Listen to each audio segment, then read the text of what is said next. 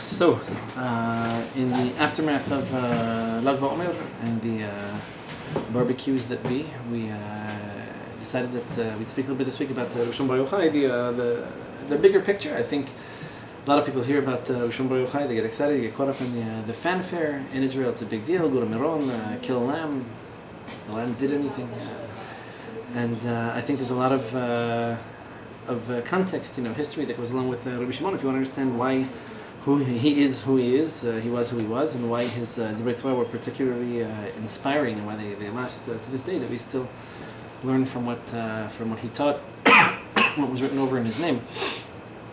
One interesting bit of history is that Rabbi Shimon Yohhai lived through or at least during the Roman Empire. So when the Romans were in control of Israel, there was the Bar Kokhba revolt. They rebelled against the Romans unsuccessfully. The whole fascinating story that goes with that, you may or may not be familiar with this, but Rabbi Akiva believed that Bar Kokhba was the Mashiach of his generation. And the Gemara seems not to describe him as an exceptionally observant man, meaning he obviously was God-fearing, but he definitely believed more in us getting up and taking the matter into our own hands and waging the war ourselves than sitting there and waiting for the Roman Empire to expire on its own. So Rabbi Akiva really believed that Bar Kokhba was the Mashiach of his generation. He was captured and killed by the Romans. Subsequently, they had forbidden anyone in the entire country, all of Israel, from teaching Torah in public. And Asara Urge Malchut, the 10, people call them martyrs. I don't like the term, but it just sounds very Catholic. But the 10 Chachamim that were executed by the Romans for teaching Torah in public, among them was Rabbi Akiva. Rabbi Akiva, who was probably the most influential Rav in Rabbi Shimon's background. So Zohar HaKadosh is beautiful and thank you. Zohar HaKadosh is a beautiful, fascinating, deep, incomprehensibly deep sefer. You really need to appreciate the historical context of it. As a student of literature, l'havdil, but I did a lot of reading in my time, and the history of the time period of the author and what you lived through is really what inspires you and gives a unique and kind of personal taste to what it is that you do. So Rabbi Shimon didn't exactly grow up in the most inspiring of times. You have to appreciate that the Roman Empire, already the Gemara itself says, there's a famous drasha from Bereshit Rabbah that describes the 4 exiles. So Bereshit bara Elokim et hashamayim ve'et haaretz, and Midrash Golan va'aretz hayta tohu v'vohu v'choshech al pnei tehum v'ruach Elokim rachefet al pnei hamayim. So how does the Midrash learn this pasuk? So technically, literally, what does it mean? That the matter was created, but it was in a disorganized state. It was amorphous, and it needed to be organized by Hashem. Fine.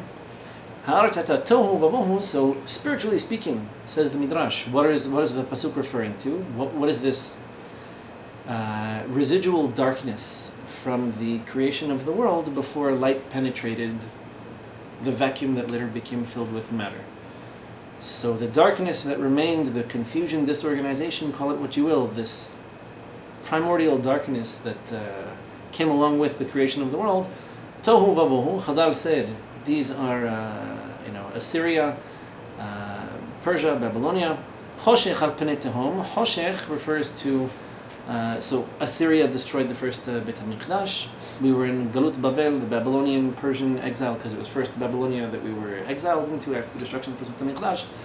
And towards the end of the 70 years between the first and second Beit HaMikdash, we were under Persian control. That's Achashverosh and Megillat Esther, where it was called Galut Babel. It was the Babylonian exile, and Achashverosh had taken control of it from the Babylonians, so it became Persian.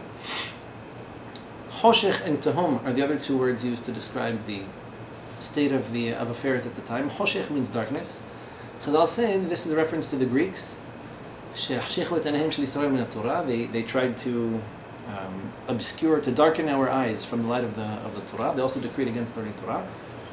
The Greeks, interestingly enough, did not destroy Beit HaMikdash. They occupied Israel for a certain period during the time period of the second Beit HaMikdash. They never destroyed it, and they never actually sent us into exile. That was considered, interestingly enough, in contrast to the other 2 and the following exiles that are mentioned. There are 4 of them. The first 2 and the last one are exiles where we were successfully ejected from Israel. We were kicked out during the galut, if you will, the exile of the Greeks.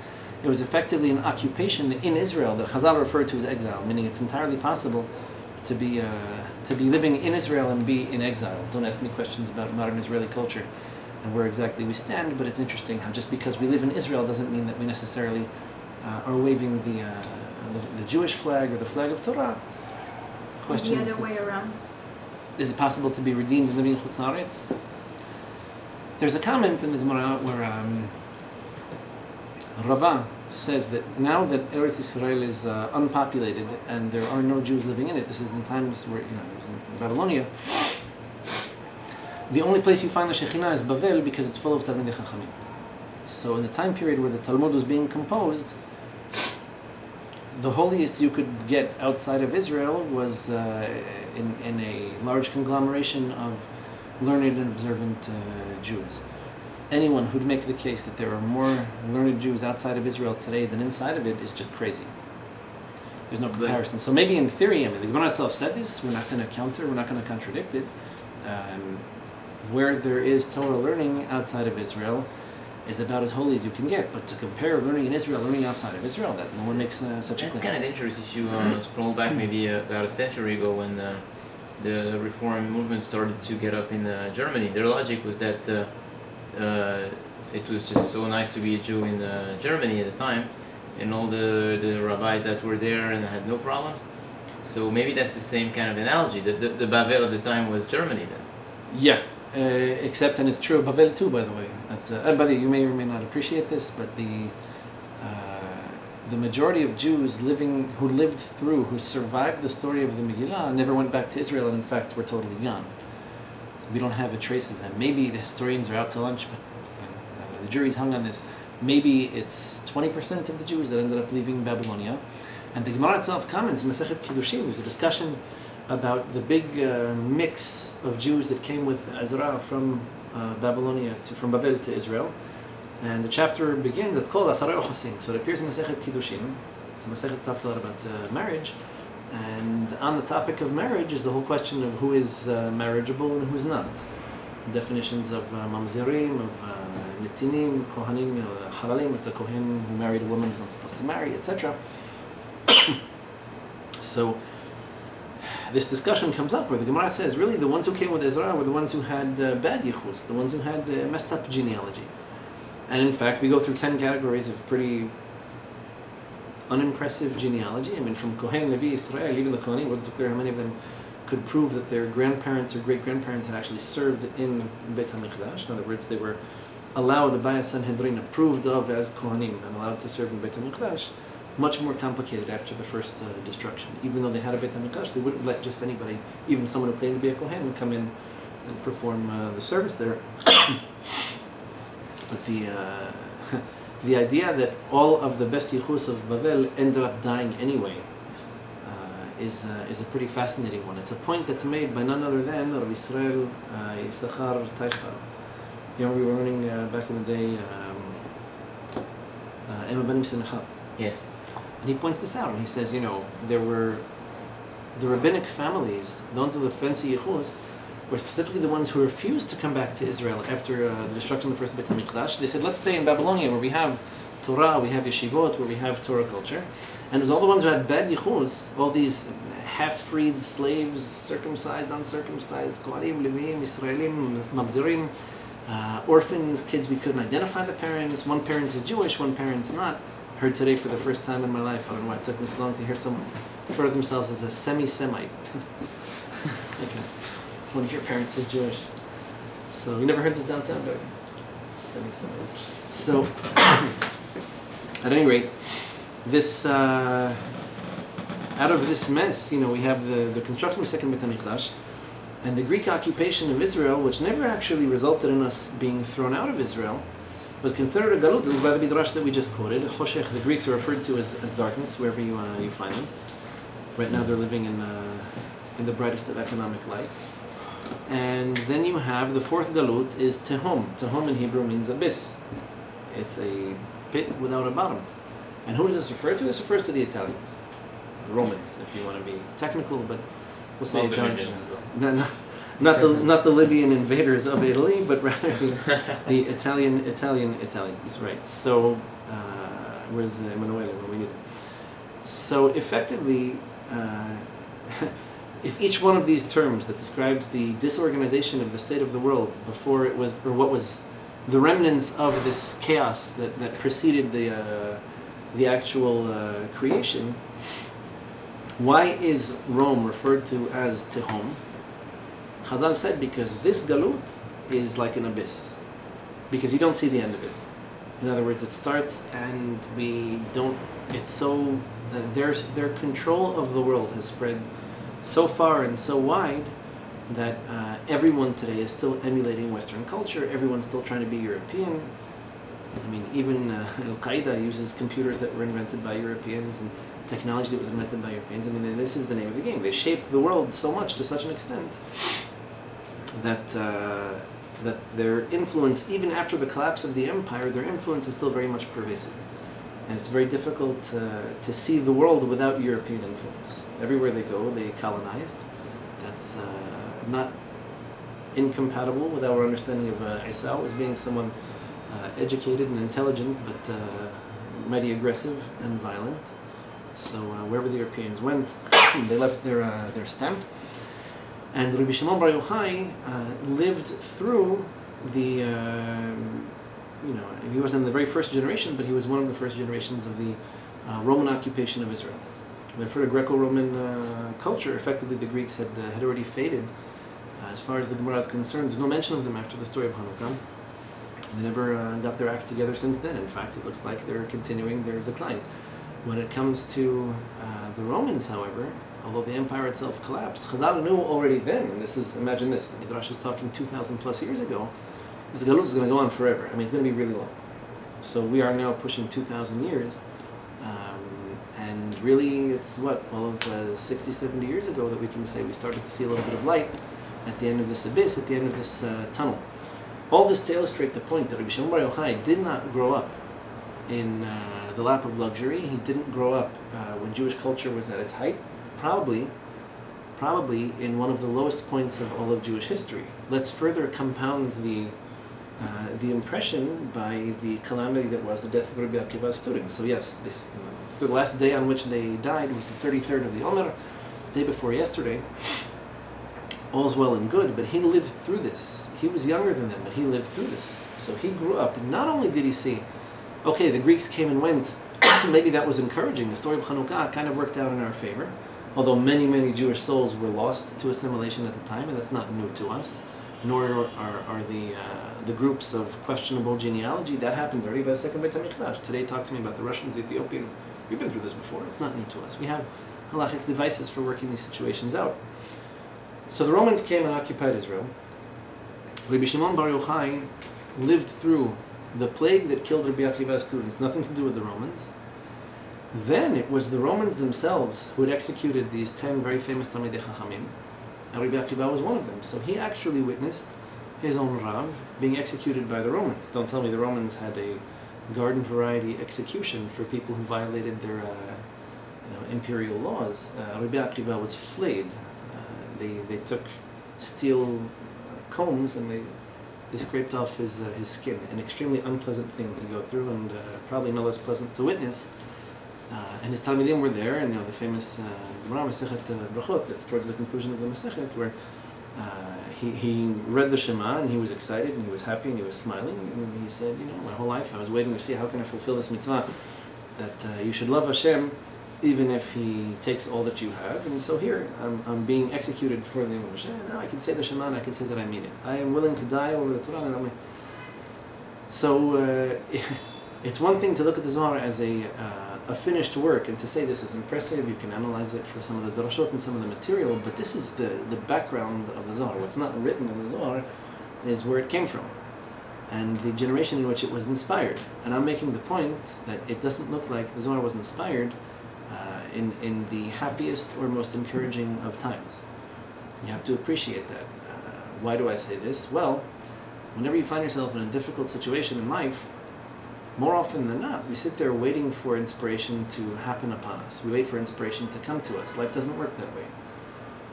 You can't sit and wait for anything. If you want something good to happen, you get up and you do it. And if you seek inspiration, you find a way to inspire yourself, and you make it work. So he lived through a number of terrible disasters. Anyone in his right mind or her right mind would have come to the conclusion that it's over. In fact, we have a midrash that precedes Rabbi Shimon that tells us this galut is going to be long as infinity, I mean, long as eternity. Now he doesn't give up. He doesn't give up. So he saw the Romans occupy Israel. He saw Rabbi Akiva's students pass away. On the one hand, you have the non-Jewish invasion and the attempt at annihilating Jewish culture, and at the same time, Jewish culture itself had pretty much disintegrated. Even the students of Rabbi Akiva, the 12,000 pairs of students, brought death upon themselves for the way they were behaving. Another fascinating point, you have two competing mentalities, if you will, two different responses to a disaster.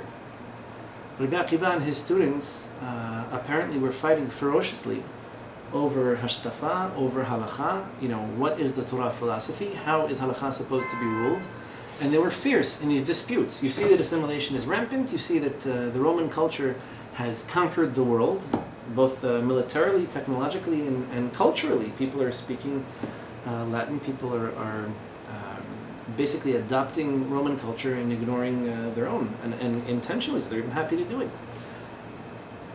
How do we pass Judaism on to the next generation?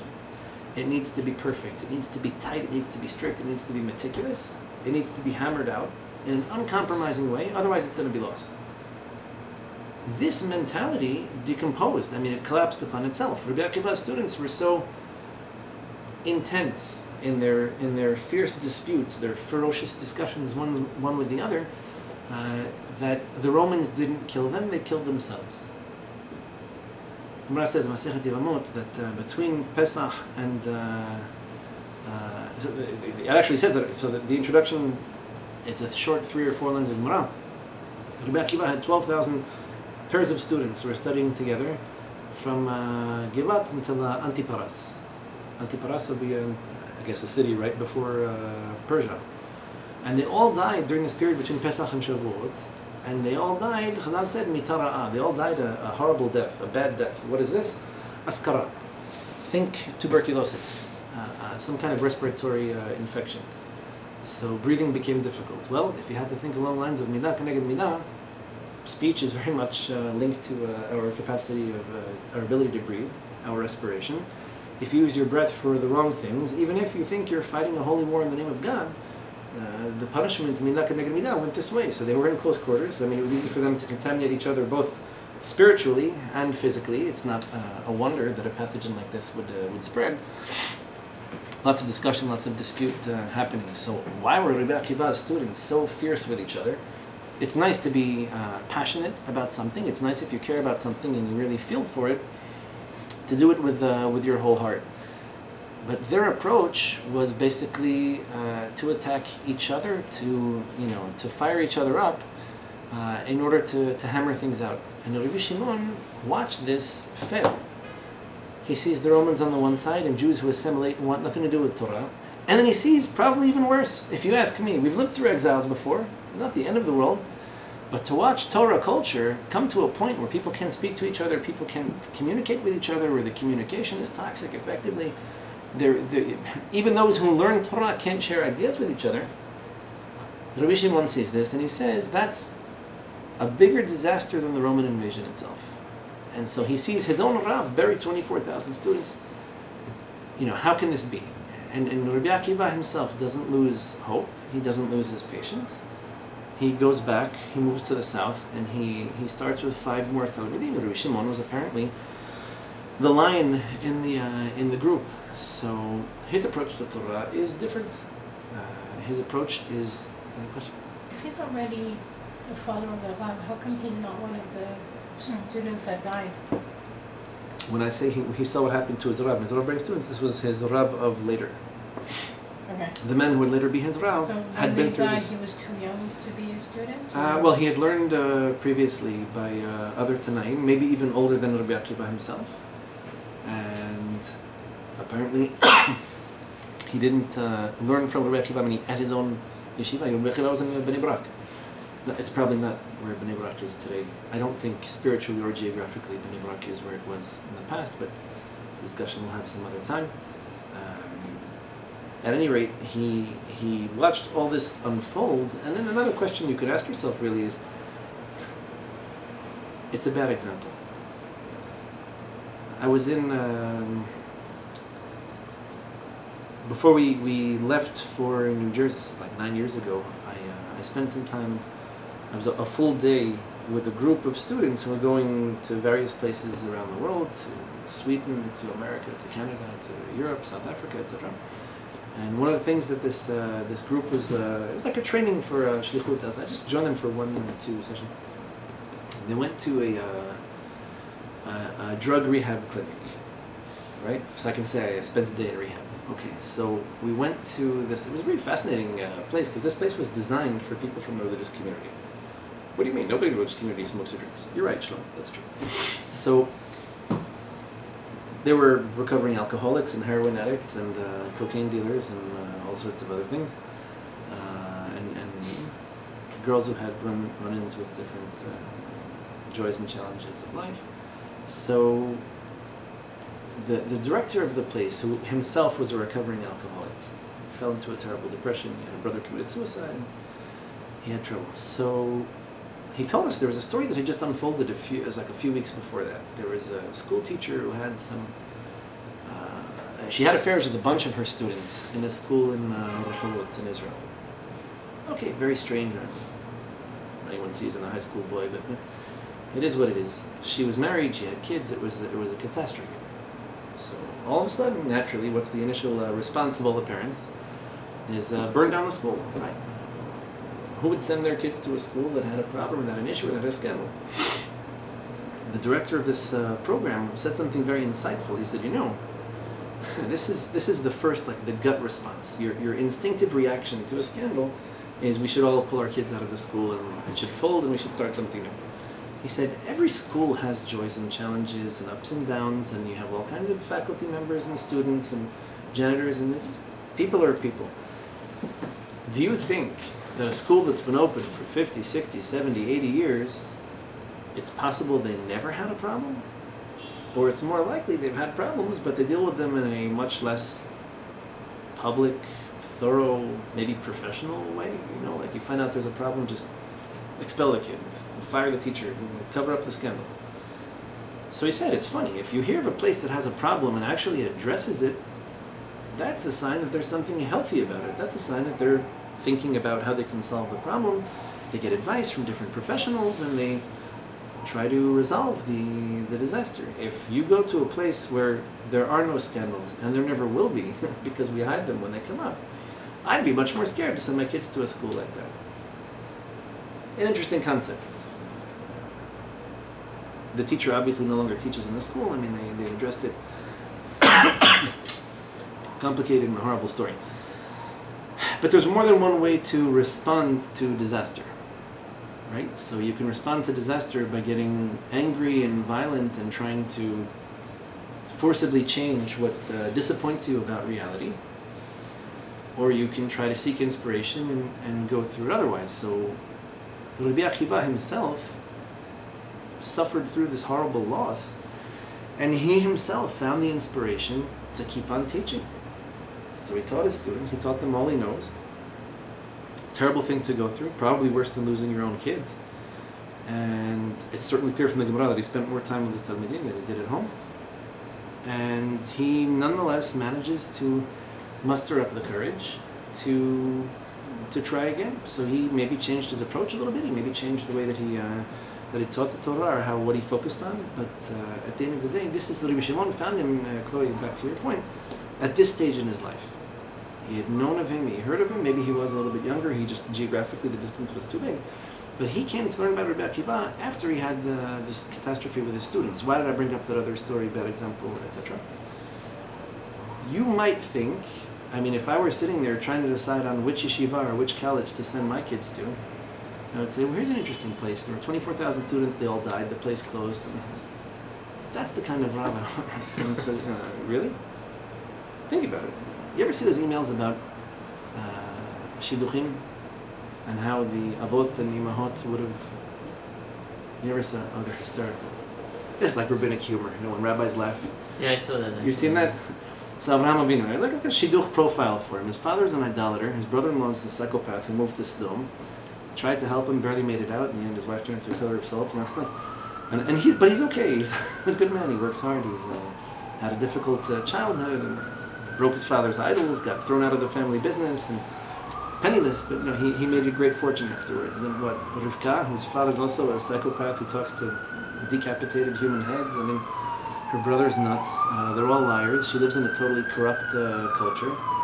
So if you were to think of shidduch for your son or for your daughter, these are the people like, with your eyes closed, you would pull them out of a hat. Absolutely. What do you mean? I take someone who grew up in yeshiva. What's wrong with me? I want my kids to have a future. So funny things come from funny places.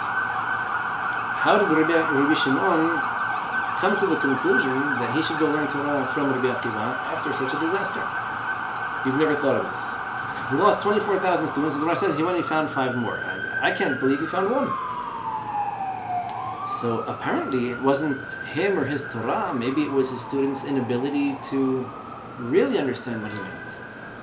I don't know how else to explain that. I mean, maybe they were so inspired by his Torah that the wheels came off the wagon only because they were fiery over, who understood him better and who knows what he would have said. I don't know. Do we know if Rabbi Akiva picked those 5 students? Or if those 5 students picked Rabbi Akiva? It seems pretty clear that these 5 students were students that he himself accepted. Having gone through what he did, he brought his Torah to these 5 students. He maybe exchanged quantity for quality, but it was no accident. I don't think he would have taught anybody that he thought was inappropriate. We saw, in fact, if you remember from Masechet Hagigah, that first Mishnah, all these warnings about not teaching Torah to someone who's inappropriate, who's not on the right level, doesn't have the right attitude, the right midot, etc. Even if you're intelligent, even if you're learned, even if you're smart, doesn't mean that you're fit for learning Kabbalah, specifically the secrets of the Torah.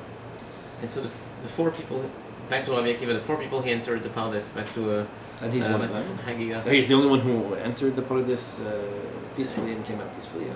So none of them were those 5 students, otherwise we would know.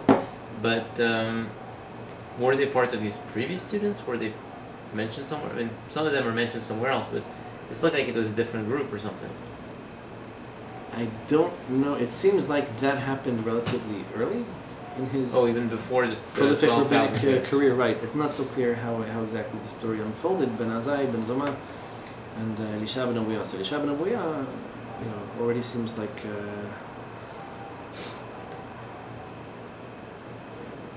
he himself had learned from Rabbi Meir. Was already part of it. So Rabbi Meir was 18 years old when he was learning about Rabbi Akiva. He was probably the youngest of all the students. There were the 5 students. Rabbi Yosef, Rabbi Shimon, Rabbi Yehuda. It seems like he was one of the younger ones, and he had previously learned Torah from Elisha ben Abuya. So he was a student of Rabbi Akiva at some point, and then after Elisha ben Abuya either died or became a heretic, he kind of went directly to the source. I guess that's how the story unfolded. I don't know how many years they spent together. It's not clear. The Gemara doesn't say specifically what time that happened. Somewhere in the middle, the beginning, of the end. Hard to say. Yeah.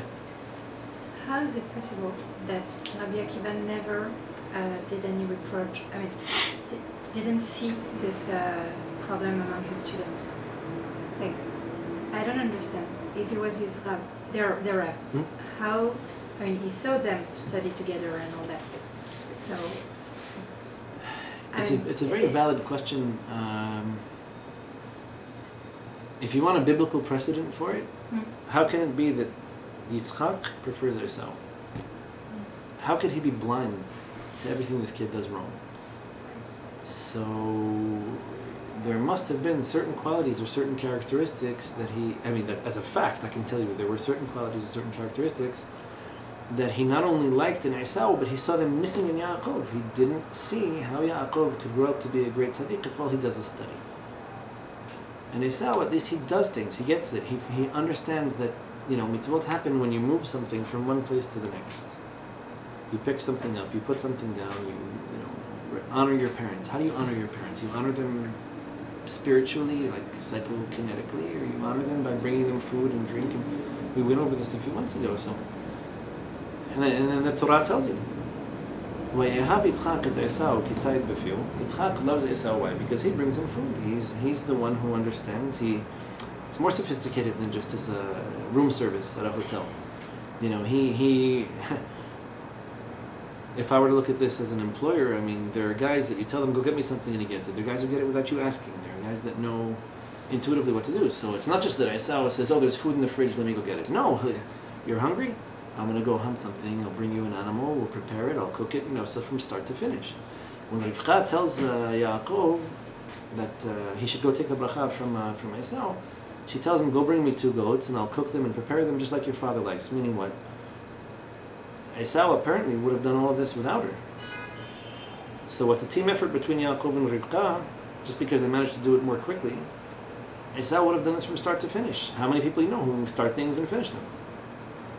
It's not 1 in 100, it's 1 in 1,000 or 1 in 10,000. That's the nature of the world. So, true, he has some negative characteristics.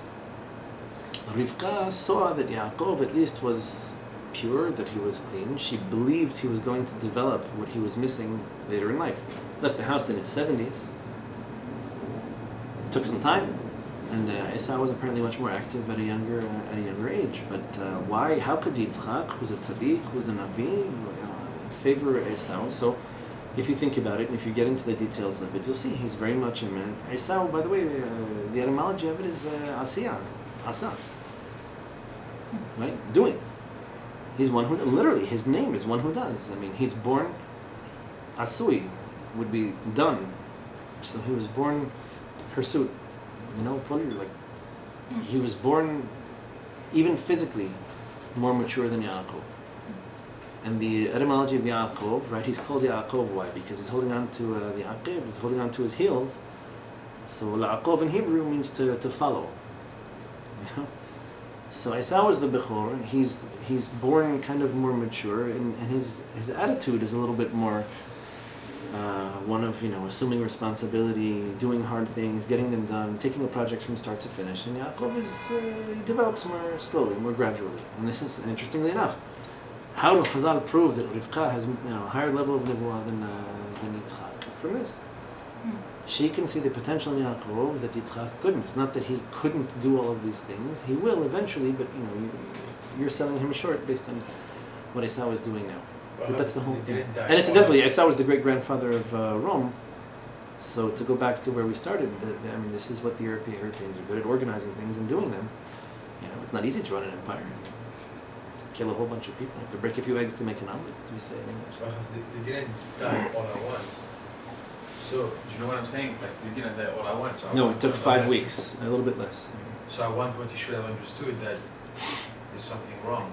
Maybe it was too late. In time for him, you're talking about, so from Givat to Antiparas, you're talking about the expense from Israel to Afghanistan. And he had 33 days to do something about it. How quickly he could have written something, it wouldn't have gotten halfway there by the time they were deceased. So I don't... Did Rabbi Akiva have a change of heart or a change of mind? Clearly something changed because he wasn't going for, quantity. Maybe he thought in the beginning. Could be, they weren't perfect, I don't know. Maybe he thought it was more important, specifically because of the galut, because of the impending exile. Look, they saw it coming. It's not like they didn't know the Romans were going to kick us out of Israel and destroy Beit HaMikdash. So maybe he himself changed his approach to Torah teaching. Maybe he became more selective. So in the beginning, it was nice that you understand Torah, that you appreciate it, that you can compare and contrast. You have intuition. You have an ability to apply what you learn to other situations. And maybe he really expected a certain degree of ferocity, amongst the students. They should be animated. They should be passionate. They should care about the Torah, because people don't care, because we live in a time where people are assimilated. No one cares. Who cares? The famous 5th son of the Haggadah. Even the Rasha shows up. I think it was Lubavitcher Rabbi who said it, even if it wasn't, it probably should have been. He said, we talk about the 4 sons. The 5th son is the one who didn't even show up to the Seder. He doesn't know that there is such a thing. Even the Rasha, he comes, so he eats, all right, but he gets something. We give him some Divrei Torah as an order. You had a question? So, Could be that he changed his approach. Could be that he was much more demanding afterwards. Don't know. I can tell you that we don't have much by way of reproach of the 5 students that he taught afterwards. They were all magnificent Talmidei Chachamim. And for that matter, we don't have much left of the 24,000 who died. I've never seen anything quoted in their names. I mean, I don't know. I don't know to tell you that they were on a higher or lower level. Maybe their Torah was too abstract for them to be of much of significant influence in the subsequent generations. I just don't know. But I can tell you, going back to how this Torah was passed on to Rabbi Shimon. So Rabbi Akiva himself was he was no slouch. He was no beginner. I mean, and then ironically enough, you have to go back a little bit even further. Remember, he didn't grow up in a yeshiva family, Rabbi Akiva. In fact, it's a fascinating feature of the whole discussion. Rabbi Akiva was born he grew up in Am Haaretz. His family was, and interestingly enough, not only was he born in Am Haaretz, he was also descendant of Gerim. So it's not like he received the Torah by way of... He wasn't even a traditionalist, right? He wasn't even this wasn't even a Yom Kippur, Shofar, Matzah and Pesach kind of guy. He had nothing. So he didn't have it by way of his ancestry. I think it was his grandparents who had converted. And apparently they converted for the right reasons, but didn't pass on much by way of Torah. He grew up not only ignorant, but illiterate. And he says of himself that if you brought me a Talmid Chacham while I was in Am Haaretz, while I was not religious, he said I would have bitten him like a mule, like a donkey. In other words, why? I would have bitten him, I would have crushed his bones. I mean, he hated people who were religious, people who were observant, didn't see any value in it. And he also made a pretty radical change in his life. Fascinatingly enough, this is one of the most influential characters in the Torah of the Galut. In other words, one of the Chachamim who gave us the keys out of the Galut, who taught us the Torah that will guide us out of this exile, grew up already assimilated into it. You follow what I'm saying? So you would have thought, again, take the purist approach. How do you keep Judaism and Torah alive in the face of assimilation, in the face of an occupying empire that's dedicated to eradicating your tradition? Either by being ferociously obsessive-compulsive about all the details and being meticulous in your observance of them, and trying to pass on through the purest possible channels, the Torah the way it was given. Or maybe, perhaps it's true in one way or another, that part of the problem is the traditional way of learning, and that something needs to change in order for us to get out of this. So again, you could say Rabbi Akiva, maybe in the beginning, or the first 24,000 students that he taught in the more traditional method. I mean, here's the Torah the way we received it. It's pure, it's holy, keep it that way. Don't mess it up. It looks like he was a little bit more inclined towards the abstract teachings, towards the mystical aspect of Torah, Kabbalah, if you will, towards the latter half of his life. So it's brought down in Masechet Chagiga that there were 4 men who successfully entered the Pardes, and there was 1 man who successfully exited, and that was Rabbi Akiva. In other words, the discussion Rashi explains using incantations and meditations on different names of Hashem, they managed to lift their neshamot to a certain level, from which one of them died, one became demented, one of them came out a total heretic, and looks like he died that way, and Rabbi Akiva came out in peace. So, Pardes is Kodesh HaKodeshim. the Pardes, well, literally Pardes means an orchard in Hebrew, and the Gemara doesn't say it, but all like our traditional understanding of the concept of Pardes, why is such a high level of Torah learning referred to as a Pardes? So we have trees, etzadat, the fruits of the trees, etc. Back to Gan Eden, but we learn this traditionally as an acronym of 4 different levels of learning the Torah. There's Peshat, which is we'll say the simpler understanding, the more literal understanding, or maybe the less literal understanding, depending on the pasuk. The simplest way to understand the pasuk the way it's written. There's the Remez, which means allusions or indications. So it's not what's written, but what's not written, or what it's alluding to, or what it's hinting to, but not saying explicitly. There's the Darash, which the Rambam explains is extrapolation or deduction. So this pasuk says this, and that pasuk says that, and maybe we can compare and contrast and come to conclusions that aren't written at all. And then there's the Sod. Sod literally means secret, and that's the Rambam explains that it's almost completely detached from the previous 3 levels of learning, which is basically secrets that you need to have revealed to you or to discover for yourself in the way of angelic revelation or nishmatic inspiration. Dreams, maybe. That, it's this missing... That's to Ruach HaKodesh or Nevuah. A certain degree of it, yeah. In other words, you cannot arrive... The way the Rambam explains, you cannot arrive at the Sod on your own. The furthest you can go is Darash. I can compare psukim and contrast them, and I can see 2 different teachings and try to make something come of it, but the Sod is something else. That's something you wouldn't have access to. So the idea is that they had learned the Torah and, intensively studied at these different levels. He went as far as it was possible to go as far as the secrets are concerned, and he was the only one that actually grasped it. In other words, that came out of the experience not unaffected, but able to apply what he had experienced practically in life. And so, although we don't have much in writing from Rabbi Akiva himself on the more Kabbalistic side of learning, Rabbi Shimon apparently filled in a lot of those blanks. And so this is the inspired Rabbi Akiva. So did this happen before or after his students passed away? Again, I couldn't tell you. It's not clear from the Gemara that it was... it's not pegged to a particular time. I don't know that we have the precise dates of the passing of, for example, Ben Azai just died. So I don't know if we know when it is that he passed away that we can compare over the trajectory of Rabbi Akiva's Torah career after the age of 40 and beyond. I don't know that we can say very specifically, but the idea that he was tremendously inspired by more abstract levels of understanding, and that perhaps this is how he felt Torah was going to be retained, is a unique and profound one. That was a departure from a lot of what we had before. It's not that it didn't exist. It did. There was something in the way that he passed it on, maybe that made that make more sense than, at least in his later students, than maybe it did in the previous few. And we spoke about Rabbi Meir Bar Anes last week. So clearly he had a number of secrets in his arsenal, and I can't give people my business card and cause miracles to happen, but I'll print new ones if it'll help.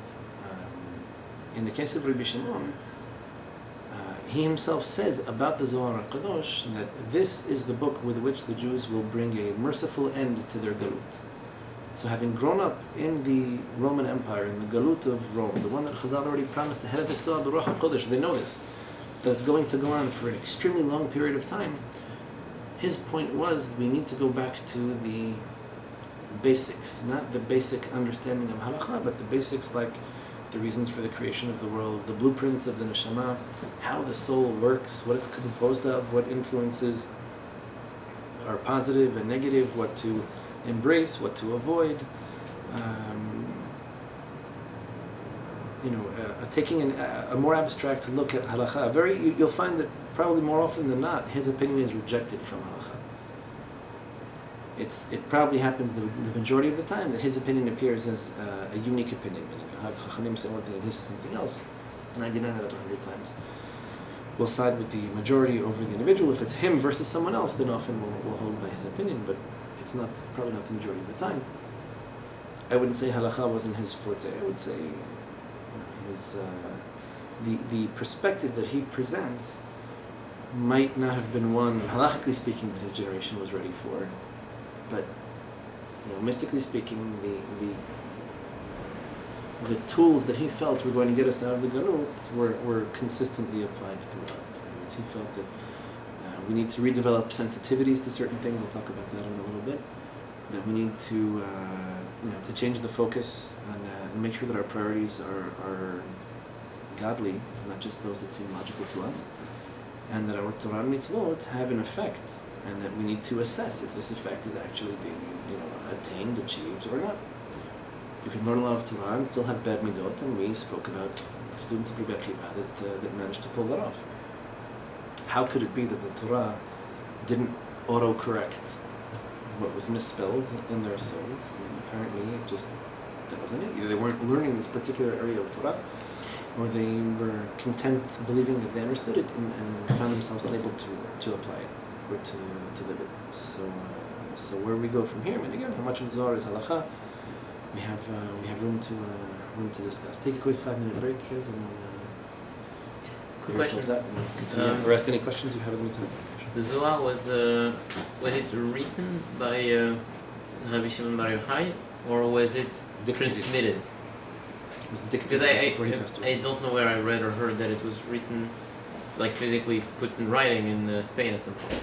It was mass published in Spain. Okay. Yeah. For the first time, Rabbi Moshe de Lyon Got it. from Lyon, I guess. But French was consistently causing revolutions. So it was dictated by Rabbi Shimon to Rabbi Elazar and a few of his other students. Apparently, in a few days before he passed away. While he was alive, he didn't write any of this, and what he dictated to us is all that we have. So I got it. So maybe there was more. probably, what's left is what's left.